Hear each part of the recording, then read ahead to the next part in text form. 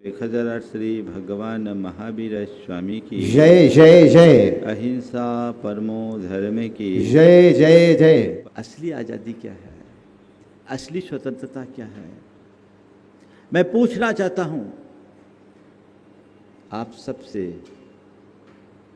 क्या आप सच में स्वतंत्र हो? बोलो, स्वतंत्र हो? अपने आप को स्वतंत्र महसूस करते हो? आज का युवा क्या अपने आप को स्वतंत्र महसूस करता है? मैं युवाओं की ही बात क्या करूं, मुझे हर व्यक्ति बंधन में बंधा दिखता है, और वो भी ऐसा बंधन जो ऊपर से दिखाई नहीं पड़ता, एक अदृश्य बंधन जिसमें न बेड़ियां हैं न जंजीरें, फिर भी कैद है। ये बंधन बड़ा विचित्र बंधन है। बेड़ियों का बंधन तोड़ना बहुत सरल है, लेकिन मन के बंधन को काटना बहुत कठिन है। वो बंधन बड़ा अदृश्य बंधन है। आज मुझे युवाओं पर केंद्रित बात करनी है। अगर देखा जाए तो स्वतंत्रता का विषय बहुत व्यापक है। सच्चे अर्थों में देखा जाए तो हम लोग भी स्वतंत्रता सेनानी हैं। हम भी स्वतंत्रता सेनानी हैं। असली आजादी अपनी आत्मा की उपलब्धि है। सच अर्थ में देखा जाए हर प्राणी की आत्मा परतंत्र है, पर उसे अपनी परतंत्रता का आभास नहीं।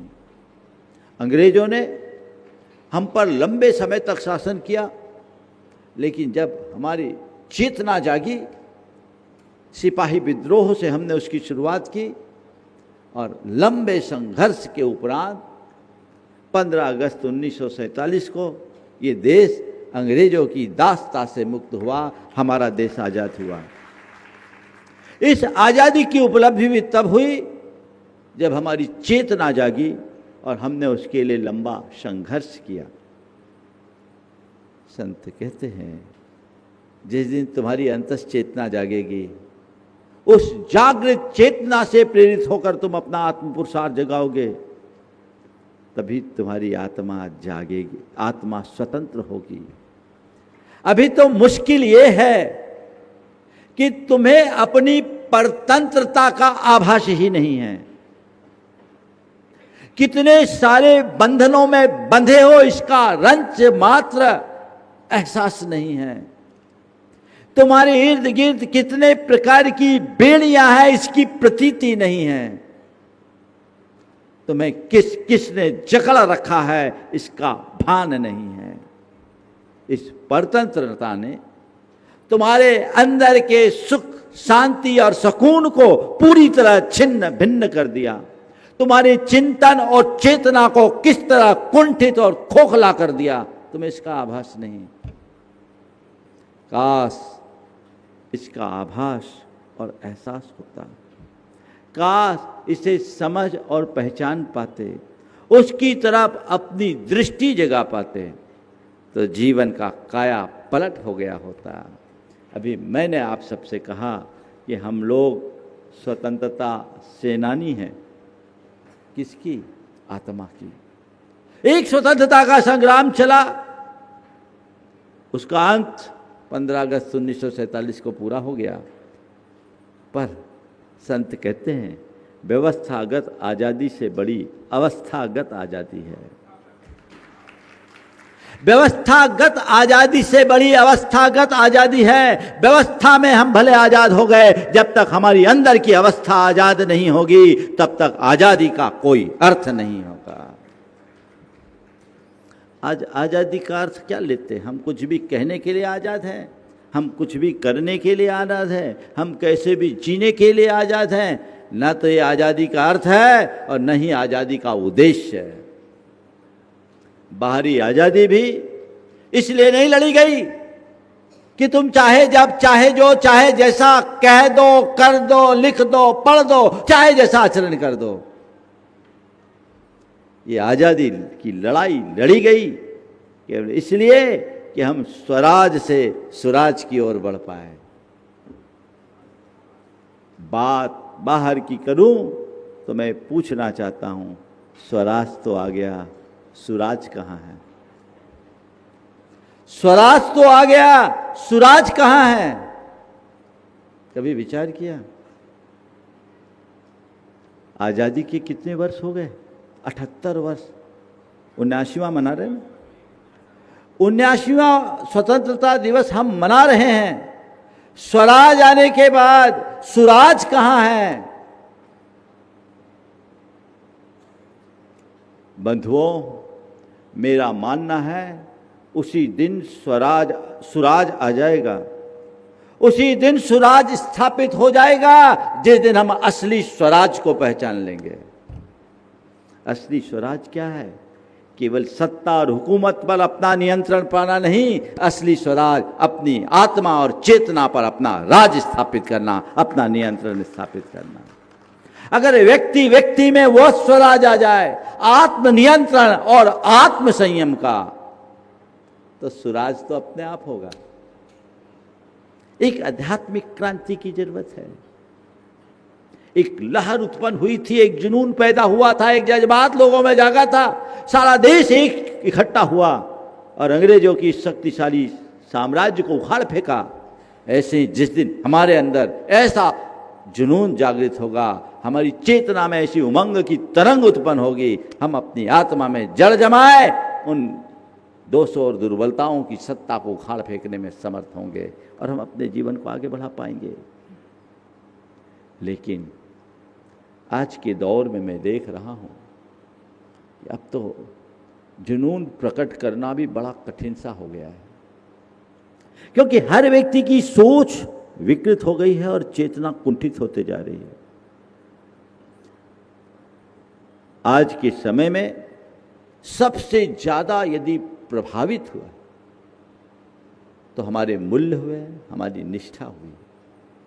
जब तक मूल्य और निष्ठा हमारे साथ जुड़े रहेंगे जीवन में कोई दिक्कत नहीं, और मूल्य और निष्ठा से विमुख होने के बाद हमारे जीवन में कहीं सुरक्षा नहीं।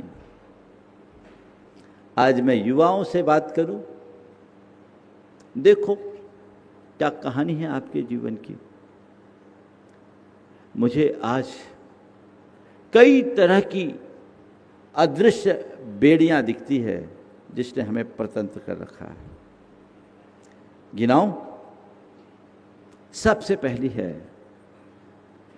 वो है सोशल मीडिया और मोबाइल की परतंत्रता, है ना। आज आप सुबह उठते हो, किसका मुंह देखते हो? सूरज का, माँ बाप का, आईने का, भगवान का? किसका देखते हो? मोबाइल। उसमें नोटिफिकेशन के पिंग, यही देखते हैं ना। क्या आया? सुबह की शुरुआत मोबाइल से और रात का अंत मोबाइल पे। ताली बजा रहे हो भाई? थोड़ा विचार तो करो। क्या ये गुलामी नहीं है? ये तुम्हारी दास्तां नहीं है? ये तुम्हारी चेतना को परतंत्र नहीं कर रहा है? ये तुम्हें रचनाहीनता की तरफ नहीं ले जा रहा है? ये तुम्हें जलता क्रांत नहीं कर रहा है? ये तुम्हारी चेतना को विकृत नहीं कर रहा है? ये तुम्हारे समय को बर्बाद नहीं कर रहा है? ये तुम्हारी शक्ति का अपव्यय नहीं है? विचार करने की बात है। सब गुलाम। एक ने कहा मेरी मोबाइल जेल में, मेरी मोबाइल जेल में। उसने कहा क्यों? बोले जेलर ही मेरा मोबाइल है। मोबाइल जेल में है तो जेलर ही मोबाइल है। अब क्या हो गया? सुबह उठते ही देखता कोई फेसबुक, इंस्टाग्राम, ट्विटर और पता नहीं क्या क्या है, व्हाट्सएप, सोशल मीडिया में क्या क्या आया, सब देखते देखते लोग देखते हैं। मैंने ऐसा होता है जैसे जेल में सीटी बजती है ना, सब कैदी लाइन में लग जाते हैं। ऐसी सीटी बजी और लाइन में लग गए। बस यही करना, बाकी कोई दूसरा काम ही नहीं। ये एक बहुत खतरनाक संकेत है। हमारे देश में आज विश्व में सबसे ज्यादा युवा है और युवा बहुत बड़ी शक्ति है, लेकिन आज पूरी युवा शक्ति एक नकारात्मक रास्ते पे जा रही है। डिजिटल एडिक्शन, इसे समाप्त करना चाहिए, इसे मिटाने की जरूरत है, इससे बाहर निकलने की जरूरत है। और मैं तो देख रहा हूं अब युवा क्या, बूढ़े भी बराबर हो गए। एक बार मैं 52 गजा में था, एक 5 साल का लड़का कहा, महाराज जी मेरी परदादी 80 साल की थी, मेरी परदादी को महाराज जी आप उनको समझाइए, वो रोज एक्टिव रहती है, फेसबुक इंस्टाग्राम में बहुत चलती, महाराज सोशल मीडिया में एक्टिव रहती है। हमने कहा बहुत हाईटेक दादी है, 80 साल की उम्र में ज़्यादातर को तो लाल और हरा बटन के अलावा कुछ नहीं आता, लेकिन आजकल सब एडवांस हो गए। तो उसकी असली दादी बैठी थी, उसने कहा महाराज अच्छा है, उसमें लगी रहती तो हम उनकी चेंचे से बच जाते। अब ये क्या कहानी है, कहां हम जा रहे हैं? अनुत्पादक कार्यों में अपना समय वही बिताता है, खपाता है, जो अपने जीवन के असली प्रयोजन से अनभिज्ञ होता है। जीवन की असलियत को जानिए, पहचानिए और अपने समय, शक्ति और संसाधनों को सही दिशा में लगाने का प्रयत्न कीजिए, तब कहीं जाकर जीवन की सार्थकता होगी। तो ये पहली जंजीर है, पहली जेल है, पहली बेड़ी है, पहली कैद है, कुछ भी कह लो, सब इसके शिकार हैं? और मुश्किल तो ये है, कोई बाहर भी नहीं आना चाहता। आना चाहो तो अभी आ सकते हो। एक बार एक ने कहा महाराज मैं छोड़ना चाहता हूं, महाराज मैं छोड़ना चाहता हूं। बोले छोड़ दे, बोले अभी मूड नहीं है। छोड़ना चाहता है, हमने कहा छोड़ दे, कहता अभी मूड नहीं है, तो कब छोड़ेगा? यही गुलामी है। इसे पहचानो, अपने आप को झकझोरो, अपने आप को बदलने की शुरुआत करो, जिससे जीवन को उपलब्धियों के शिखर तक पहुंचाया जा सके। दूसरा बंधन है नशा और आदतों की बेड़ियों का।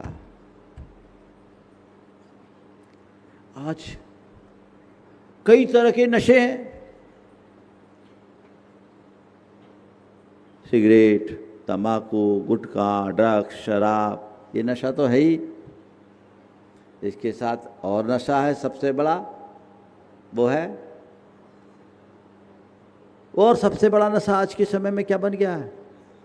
हाँ, पैसे का। पैसे का भी नशा है, और मैं कहता हूं ये डिजिटल नशा, सोशल मीडिया में एक्टिव होना, सिगरेट, धूम्रपान आदि करना और अश्लील कंटेंट देखना, जो हमारे जीवन को पूरी तरह विकृत और बर्बाद करता है, जो हमारे जीवन को तहस नहस करता है। इसके प्रति जागरूकता आदत बन गई। पहले लोग किताबें पढ़ते थे, अब पढ़ने का वक्त ही नहीं, पढ़ेंगे कहाँ, सारा समय तो ये खा जाता है। एक सर्वे बताता है कि आज का हमारा एक युवा प्रतिदिन कम से कम 7 घंटे मोबाइल में खपाता है। स्क्रीन टाइम उसका 7 घंटे का होता है, जिसमें 3 घंटे उसके कीमती 3 घंटे सोशल मीडिया, गेम्स और सीरियल्स में जाते हैं। ये बहुत हानिकारक है, इससे बचना चाहिए। और अंधाधुंध नोटिफिकेशंस आते रहते, तुम लोग उसी में लगे रहते हो। इनसे बचने का प्रयत्न करना चाहिए। ये तुम्हारी गुलामी का जो तक है, ये तुम्हें भीतर से कमजोर करने वाला कारक है। इससे बाहर निकलो, इससे बचो, ताकि जीवन में बेहतरी आ सके, अच्छे परिणाम दे सको। आदत बन जाने के बाद आदत से बाहर निकलना बहुत मुश्किल हो जाता है। एक हाथी था, उसे एक पतली सी रस्सी से बांधा। किसी ने देखा और कहा, इतना बलशाली हाथी तुमने इतनी पतली सी रस्सी से बांध रखा है, ये तो एक झटके में तोड़ेगा, दूर हो जाएगा और कुछ भी विप्लव मचा देगा। महावत ने कहा, परेशान मत हो, ऐसा कुछ नहीं होगा, ऐसा कभी नहीं होगा। बोले परेशान मत हो, ऐसा कभी नहीं होगा। सामने वाले युवा को आश्चर्य हुआ, आखिर ऐसा क्यों नहीं होगा? उसने कहा, इसकी आदत पड़ गई।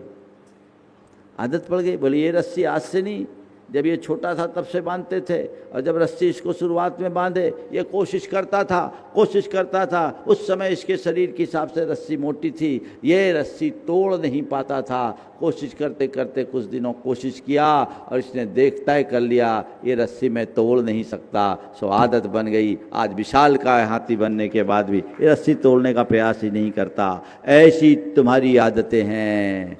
तुम सब एक ऐसे हाथी हो जो रस्सी को तोड़ सकते हो, पर तुम्हारी आदतें तुम्हें तोड़ने नहीं देती। रस्सी तोड़ो, जानो ये रस्सी बहुत साधारण है, एक झटके में तोड़ा जा सकता है।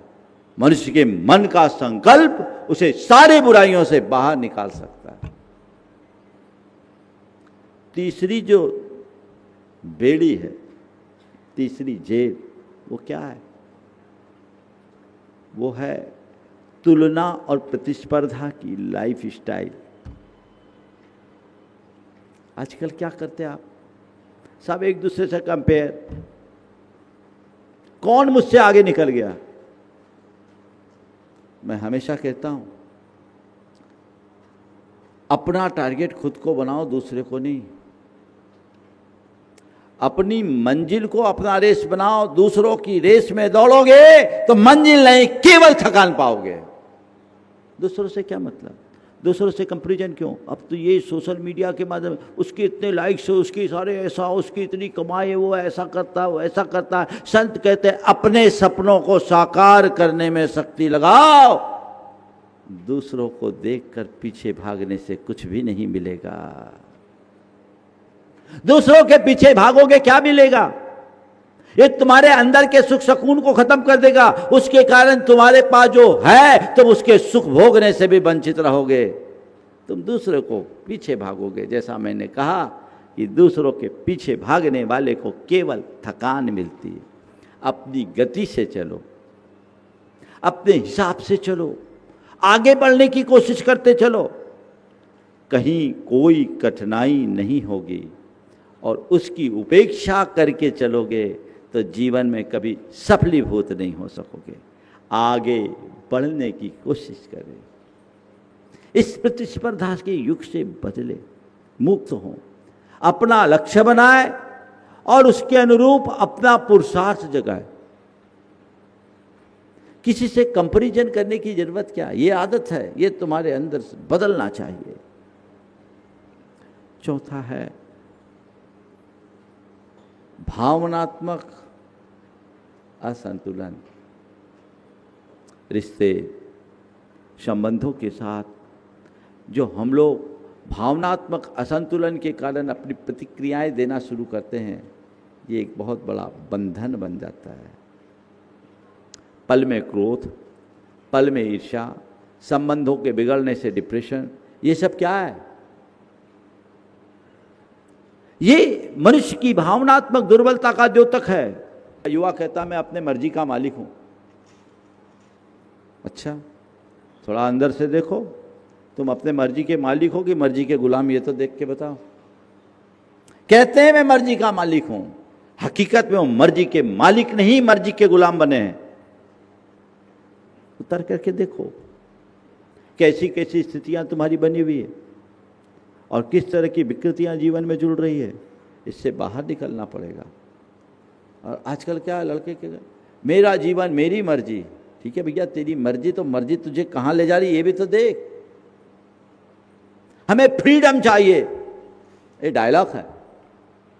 फ्रीडम का मतलब क्या ये तो देख। फ्रीडम होना अच्छी बात है, हम भी चाहते हैं फ्रीडम हो, लेकिन फ्रीडम का असली अर्थ तो पहचानो। अभी थोड़ी देर बात करूंगा बात। ये जो एक भावनात्मक असंतुलन है, जिसका अपनी भावनाओं पर रंचमात्र नियंत्रण नहीं, वह सब गुलाम है। बोलो, आपको किसी ने कुछ कहा और आपको तुरंत गुस्सा आ गया, आपने नकारात्मक प्रतिक्रिया दी, ये आपकी स्वतंत्रता है या गुलामी? बोलो। माने मैं चाहूं जब आपको क्षुब्ध कर दूं, गुस्सा में भर दूं, मैं चाहूं जब आपको हंसा दूं, मैं चाहूं जब आपको रुला दूं, तो आपकी डोर मेरे हाथ में आ गई ना। सामने वाला चाहे जब मुझे हंसा दे, सामने वाला चाहे जब मुझे रुला दे, यानी मेरा नियंत्रण मेरे हाथ में ना होकर उसके हाथ में है ना। दिख नहीं रहा है? रिमोट होता ना, रिमोट, वस्तु कहीं, रिमोट कहीं, कंट्रोल रिमोट करता है ना। तुम कहीं हो और तुम्हारा रिमोट कहाँ है? बोलो, तुम्हारा रिमोट कहाँ है? तुम्हारे हाथ में है? कहाँ है? अब बोलो, तुम फ्रीडम चाहते हो? मैं युवाओं से कहना चाहता हूं, मैं भी चाहता हूं हर युवा फ्रीडम रहे, फ्रीडम पाए, लेकिन असली फ्रीडम को तो पहचानो। तुम्हारा रिमोट तुम्हारे हाथ में हो, तब तुम्हारा फ्रीडम है। तुम अपनी मर्जी से हंसो और तुम अपनी मर्जी से रो, तब तो मतलब है। लेकिन किसी की वजह से तुम हंसते हो और तुम किसी की वजह से रोते हो, तो जब तक दूसरों की वजह से हंसना रोना है, तब तक स्वतंत्रता नहीं है। आध्यात्मिकता से जो जुड़ते हैं वे कभी विचलित नहीं होते। उनके जीवन का पथ ऐसे ही प्रशस्त हो जाता है और वो जीवन को आगे बढ़ा पाते हैं। एक और जो आज के समय में है वो क्या है? इंस्टेंट ग्रेटिफिकेशन, सब कुछ तुरंत पाने की चाहत है ना।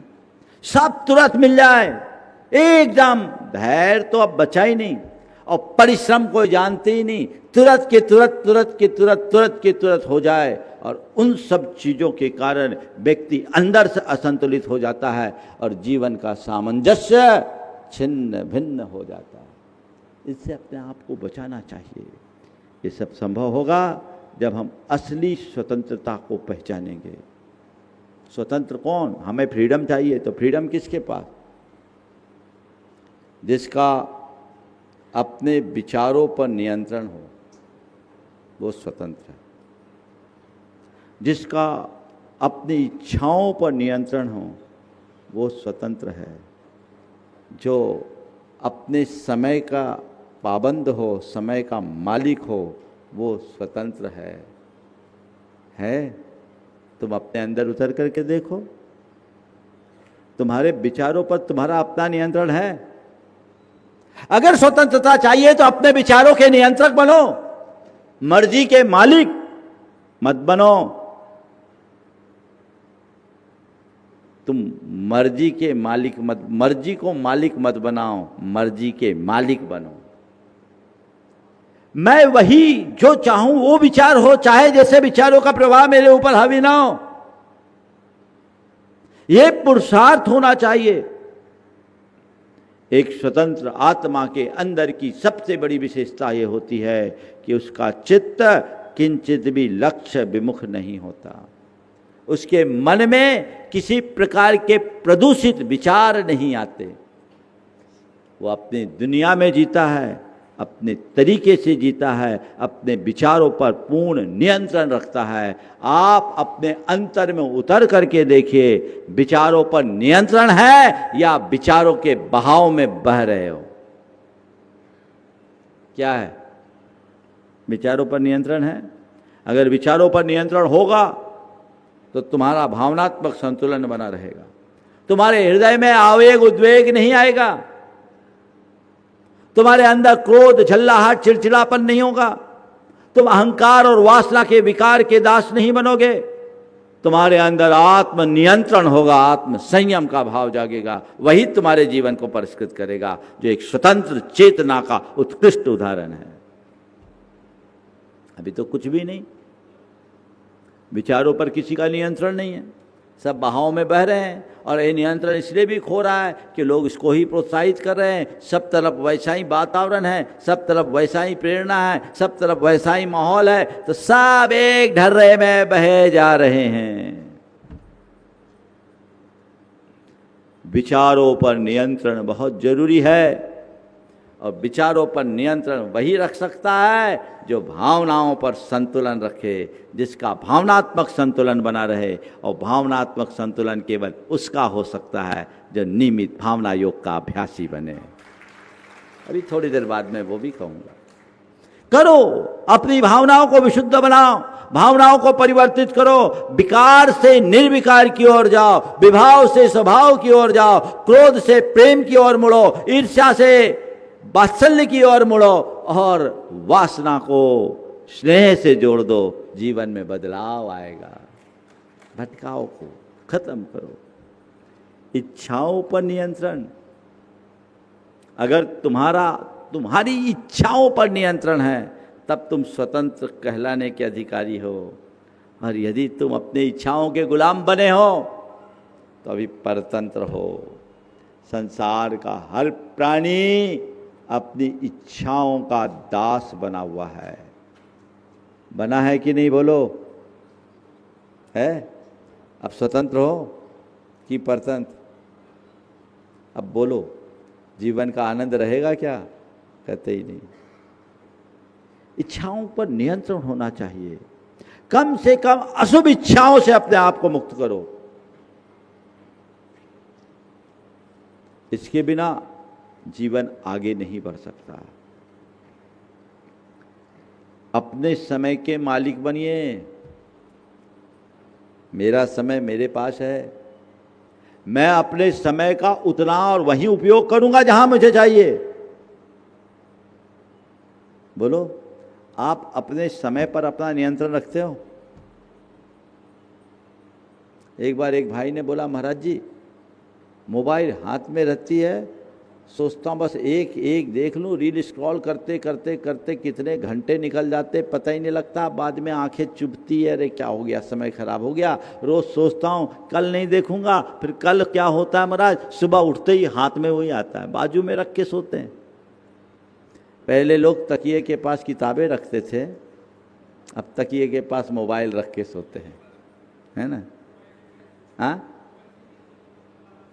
हाँ, एक ने कहा भैया मैं तो बहुत फ्री रहता हूँ, मैं किसी का नियंत्रण नहीं रखता। बोले बहुत अच्छी बात है, तुम बिल्कुल फ्री रहते हो, बहुत अच्छी बात है। तो आज सुबह आने में विलंब क्यों हो गया? बोला क्या करूँ, अलार्म लेट बजा था। कह रहा मैं किसी पे डिपेंड नहीं हूं, आने में लेट हुआ, क्यों हुआ? अलार्म लेट बजा। भैया ये क्या है?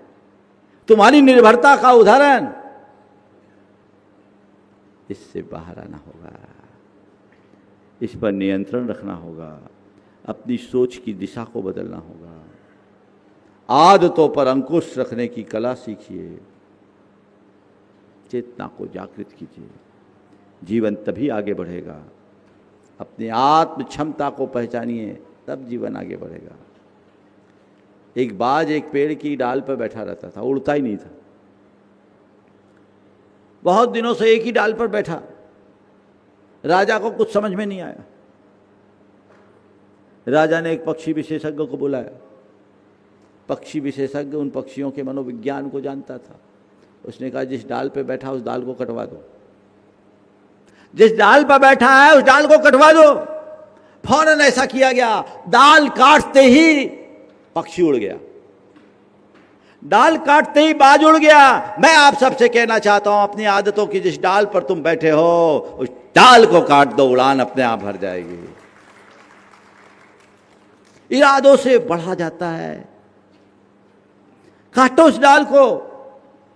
जो तुम्हारे अंदर का भय है, तुम्हारे अंदर का डर है, तुम्हारे अंदर का संकोच है, तुम्हारे अंदर का लालच है, उस डाल को काटो, आसक्ति को काटो, चेतना को जगाओ। तब तुम सही उड़ान भर पाओगे और जीवन को ऊंचा उठाने में समर्थ होगे। उपाय क्या है स्वतंत्र होने के? 4 बातें आपको कहूंगा। सबसे पहली बात, आत्म जागरूकता, सेल्फ अवेयरनेस।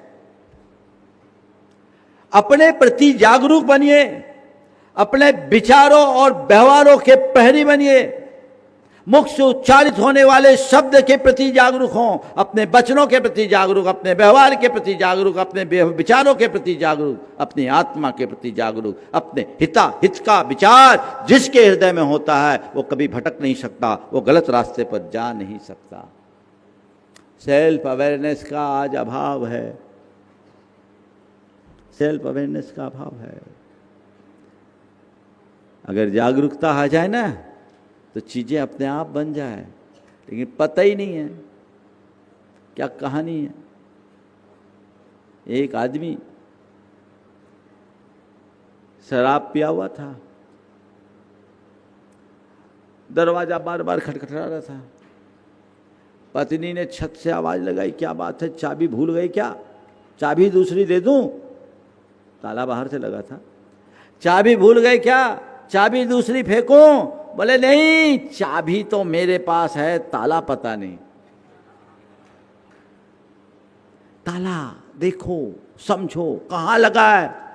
जिस बेली को तुम बेली मान रहे हो, बेली है कहां? इसे तो देखो।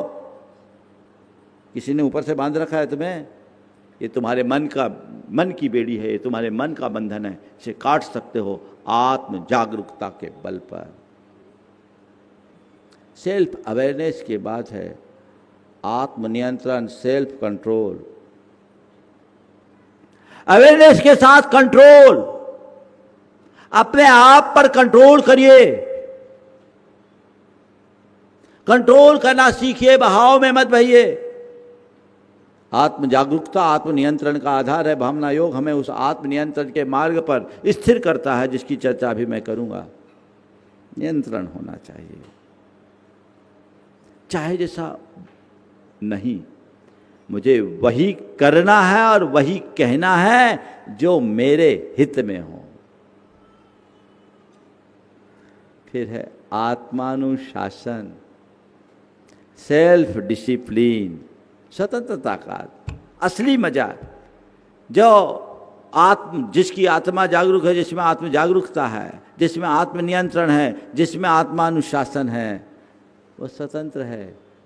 और चौथी बात, आत्म विकास, सेल्फ डेवलपमेंट, सेल्फ ग्रोथ। अपना विकास अपने दम पर करो, पराश्रित होकर नहीं। एक पेड़ जो ऊंचाई छूता है, किसी के आश्रय नहीं। लता और पेड़ में अंतर है।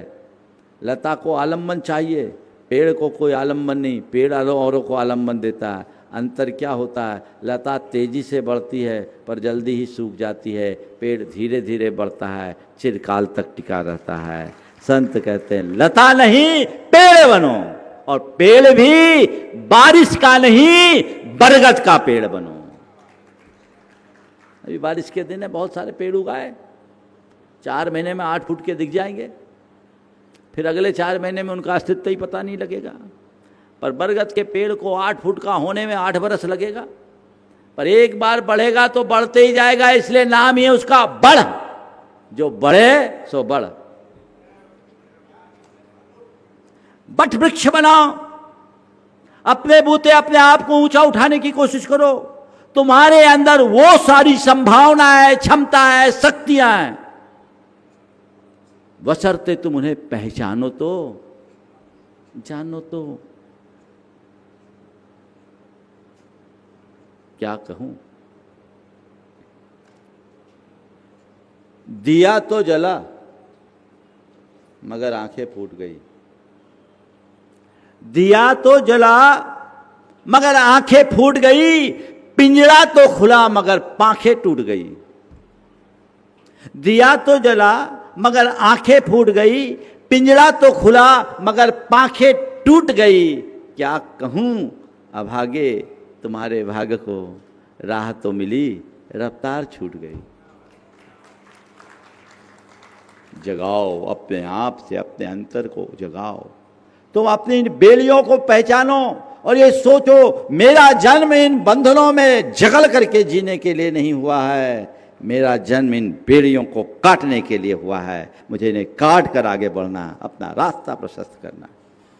जीवन में ऐसा पथ हम अंगीकार करेंगे तो अपने जीवन में कुछ कारगर उपलब्धि होगी, अन्यथा एक दिन हमारी कहानी खत्म होगी और तब मुख से निकलेगा, हाय मैं कुछ कर न सका। तुम्हारा अंत अफसोस के साथ ना हो, अंत आनंद के साथ हो। ये दृष्टि अपने अंदर जगाओ। प्रायः अभी थोड़ी देर के लिए सोचो, आंखें बंद करो, इसी पल तुम्हारी मौत आए, तुम्हारे अंदर अफसोस होगा या आनंद? अगर इसी पल तुम्हारी सांस आखिरी सांस हो जाए, अफसोस से जाओगे कि आनंद से? अफसोस, अरे जो करना था वो तो कर ही नहीं पाया, कि आनंद, कोई बात नहीं, मैंने जो करना था वो सब कर लिया, अभी जा रहा हूं, मैं तैयार हूं। बहुत मुश्किल है। जब तक हम उस आध्यात्मिकता से अपने आप को ओतप्रोत नहीं कर लेते, तब तक जीवन में बदलाव नहीं आता। तो बंधुओं, इस स्वतंत्रता के लिए भावना योग कीजिए, प्रार्थना कीजिए सुबह से उठकर। अब क्या करूं, सुबह की शुरुआत प्रार्थना से होनी चाहिए, आपकी मोबाइल से होती, यही तो बदलाव है। सुबह उठो, प्रार्थना करो, हे प्रभु मुझे ऐसी शक्ति दो कि मैं अपने आप को आज़ाद रख सकूं, अपनी इच्छाओं पर अपना नियंत्रण रख सकूं, अपनी भावनाओं पर अपना नियंत्रण रख सकूं, अपनी शक्ति को पहचान कर उसे अभिव्यक्ति देख सकूं, अपने जीवन को सकारात्मक दिशा में आगे बढ़ा सकूं। फिर जब कभी भी कोई गलतियां हो तो उसका पश्चाताप करो, हे प्रभु भावनाओं के बहाव में आकर मैंने कुछ गलत कर लिया, इसका मुझे घोर पश्चाताप है, मैं उसकी निंदा करता हूँ, आलोचना करता हूँ और उसका परित्याग करता हूँ, इसकी पुनरावृत्ति से बचूंगा। और रोज का रोज एक प्रत्याख्यान, एक संकल्प, मैं अपने संकल्पों में अडिग रहूंगा, मैं व्यसन बुराइयों और दुर्बलताओं से दूर रहूंगा, मैं अपने मन की बेड़ियों को काट कर रहूंगा। और फिर अंत में सामायिक अपने सहज शांत स्वभाव में, मेरा स्वभाव शांति है, मेरा स्वभाव आनंद है, मैं अपनी आत्मा की स्वतंत्रता को पहचान कर उसमें डूबना चाहता हूँ, उसे पाना चाहता हूँ, ये सोच अंदर में विकसित होने लगे तो बहुत बड़ा बदलाव होगा। जो भावना योग आप लोगों को उपलब्ध है वो भावना योग करिए, आप भीतर से स्वतंत्र होंगे, अंदर से आज़ाद होंगे। जब तक हमारी चेतना पराधीन है, जीवन में आनंद नहीं। आनंद केवल उसको जिसकी चेतना स्वाधीन होती है। इसलिए मैं वापस वहीं आ रहा हूँ कि आज़ादी का जश्न या जश्न की आज़ादी हमें विचार करना है। अपने जीवन को जश्न बनाइए, सच्ची आज़ादी यही है, लेकिन वो जश्न दूसरों से निर्मित नहीं, स्वप्रेरित जश्न, स्व उत्पन्न जश्न, स्वाश्रित जश्न, ऐसा जश्न जो आपको जश्न से भरे, आपके संपर्कियों को भी जश्न से भर सके। इस भाव के साथ समय हो रहा है बंधुओं। देशभक्ति, संस्कृति निष्ठा और अपनी सभ्यता के प्रति लगाव हो। हर व्यक्ति के मन में स्वदेशी, स्वभाषा और स्वरोजगार पर, स्वावलंबन पर जो हमारे गुरुदेव ने ये 4 सूत्र दिए उन पर भरोसा होना चाहिए। टैरिफ वार का दौर चल रहा है। आज के संदर्भ में मैं पूरे देश को ये भी संदेश देना चाहूँगा, अमेरिका चाहे जितना टैरिफ वार करे, हमें उसके टैरिफ वार से डरने की जगह अपने देश की प्रगति के लिए योगदान देना चाहिए। अगर हमारे देश का युवा उसमें लग गया तो कुछ नहीं होगा। और भारत के लोग एक बात का संकल्प ले कि हमें भारत को आगे बढ़ाना है, उसके पुराने गौरव को पुनर्प्रतिष्ठित करना है, तो इसके लिए हम भारतीयता को प्रमुखता देंगे। विदेशी चीज़ों का हम परहेज करेंगे, उनसे बचेंगे, स्वदेशी का उपयोग करेंगे, स्वदेशी का उपभोग करेंगे। इस पर विराम ले रहा हूँ। बोलिए अहिंसा पर।